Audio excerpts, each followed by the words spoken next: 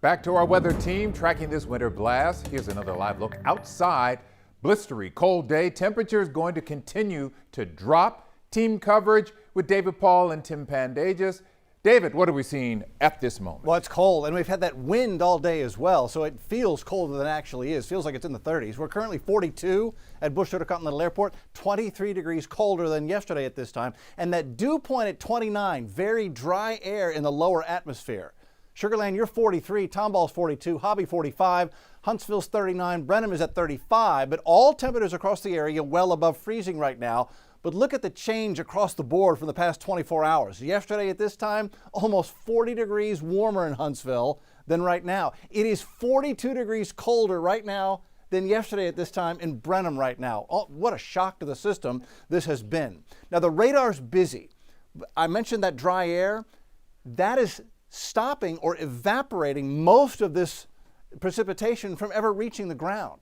That being said, in these brighter areas where at least there's some moderate rain leaving the cloud base, some of this may be reaching the ground. And quite often when we get an echo like this on the radar when it's cold, this is indicating that we've got little tiny sleet pellets mixing in. They tend to reflect back the radar being much stronger than raindrops, so it gives us what's called a bright band. That's what that is, a bright band.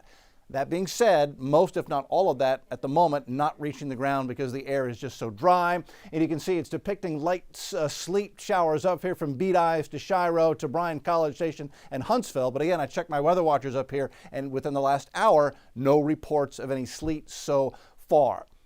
They've had sleet and snow in central Texas, Austin in particular.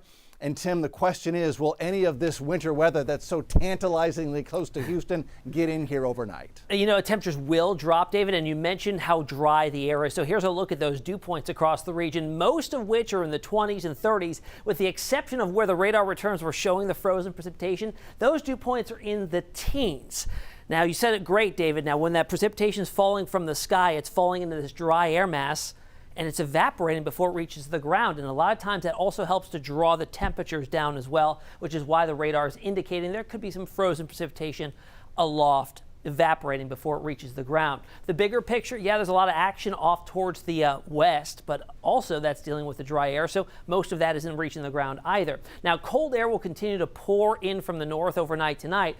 The problem is that we're not going to get the cold air and the moisture to really meet up in time. The moisture is on its way out by early tomorrow morning as temperatures get close to freezing at the surface. So there may be a few isolated sleet pellets, maybe a snow flurry in there tomorrow morning, but not a big deal.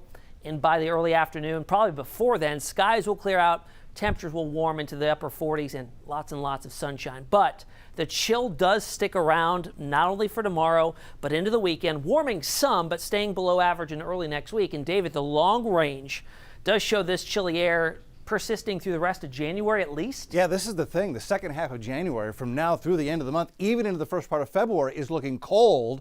NOAA has us below average. Let's take a look at temperatures not only across the USA, but up into Canada. It is bitter cold. Old Crow's 26 below. What we need is a mechanism to get that cold air down into the lower 48, and we have that. The jet stream pattern right now has this ridge and then a dip in the jet. The northern branch is bringing the cold air down. At the same time, the southern branch, a split jet regime, is bringing the wet, cloudy weather across. And this pattern is going to stay with us for at least the next 7 days. This is the weekend. Look, same pattern, keeping it cold and a little cloudy at times. We go into next week. What does the pattern do?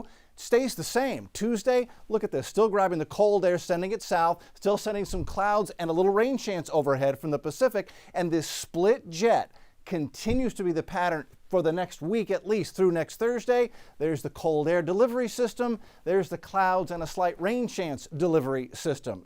This evening, we'll call it a 20% chance for a sprinkle, maybe mixed with a sleet pellet. 38 as you head on off to bed. The extended forecast, 32 in the morning, 48's the high Friday. Saturday is cold, 29 in the morning. That's the coldest morning of the bunch. And you see we spend most of the next week in the 40s and 50s for about the next 7 days, guys. You know, it's the cold we can deal with. It's when it gets nasty, the ice, the sleet, not so much. Well, Dave. that's for sure. All right. Thanks so much. Hey, whether it's now, later tonight, or in the morning, be in the know. Make sure you have the free KHOU 11 mobile app during this winter weather. You can get 24/7 updates and weather alerts sent right to your phone.